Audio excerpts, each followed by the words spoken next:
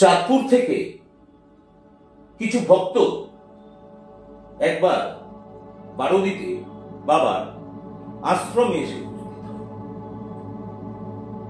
এরা পেশায় প্রত্যেকেই উকিল ছিল। এরা বন্ধু বান্ধব ছিল নিজেদের মধ্যে, আর পেশায় প্রত্যেকেই লয়ার ছিল। কোর্টের ছুটি পড়াতে এরা নিজেদের মধ্যে আলোচনা করে যে কটা দিন বারোদিতে বাবার আশ্রমে গিয়ে বাবাকে দর্শন করে বাবার সান্নিধ্যে কটা দিন কাটিয়ে তারপরে যে যার বাড়ি ফিরে যাবে। তো কথা মতো সেদিন তারা বারোদির আশ্রমে এসে উপস্থিত হয়। তো কটা দিন তারা খুব আনন্দে বারোদির আশ্রমে কাটাতে থাকে। মন যেন যেতেই চায় না, মনে হয় এ যেন কোনো মনি ঋষির আশ্রম, সেই পুরাকালের মনি ঋষির কোন আশ্রম। তো যাই হোক, যেতে তো হবেই। পরের দিন কোর্ট খুলছে, তো যাওয়ার দিন এরা সকাল সকাল বাবার কাছে এসে উপস্থিত হবে যে বাবা যেন তাদের যেতে অনুমতি দেয়। বাবা তাদেরকে বললেন যে হ্যাঁ রে, তোদের কি আজকে না গেলেই নয়? এরা তখন বাবাকে বললেন যে বাবা, কালকে কোর্ট খুলে যাচ্ছে, আমরা যদি না যাই কাজের অনেক ক্ষতি হয়ে যাবে। আর বাবা কি জানিস তো, তোর ওই কাজে ফাঁকিবাজি, কাজে গাফিলতি, কাজের ক্ষতি এসব একদম পছন্দ করতেন না, একদম বরদাস্ত করতেন। তো সাথে সাথে বাবা বললেন ঠিক আছে, তোদের যেতে হয় যা, কোনো অসুবিধা নেই, কিন্তু তোর ওই বন্ধুটিকে, এই ছেলেটিকে আমার এখানে রেখে যা, ও কটা দিন থেকে তারপরে ও যাবে। তখন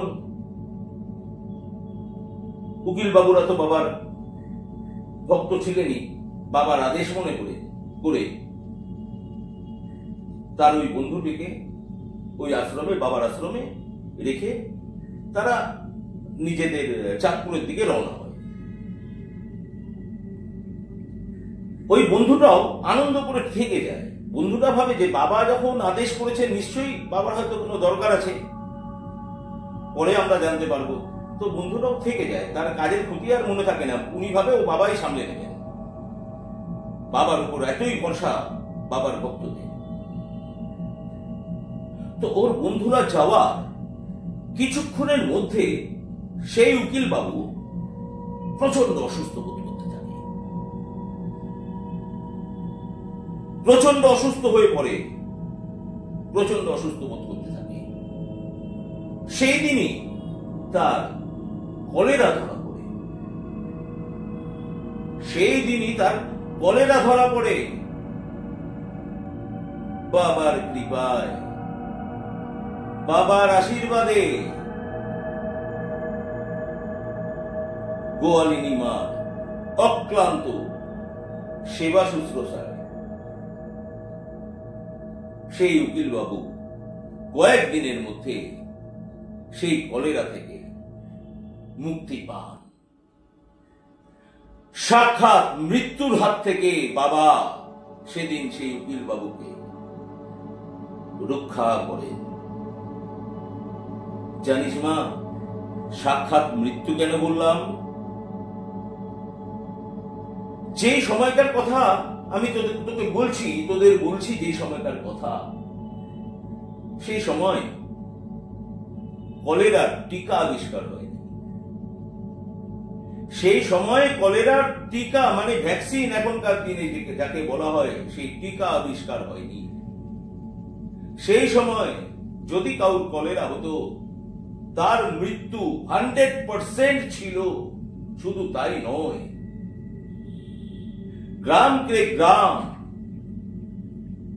এই কলেরা মহামারীতে উজাড় হয়ে যেত।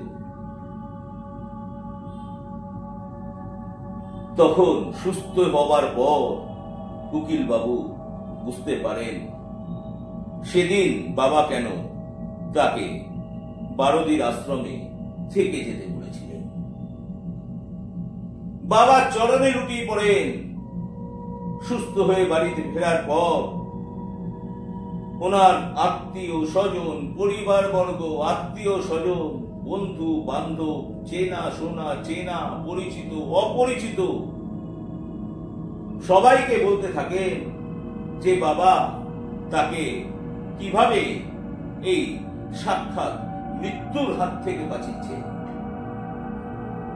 বাবা কোনো সাধারণ যোগী সাধক নন, বাবা কোনো সাধারণ যোগী সাধক নন, এ যে স্বয়ং ঈশ্বর, এ যে স্বয়ং ঈশ্বর, এ যে স্বয়ং ঈশ্বর। জয় শ্রী গোলকনাথ, জয় শ্রী গোলকনাথ, জয় শ্রী গোলকনাথ।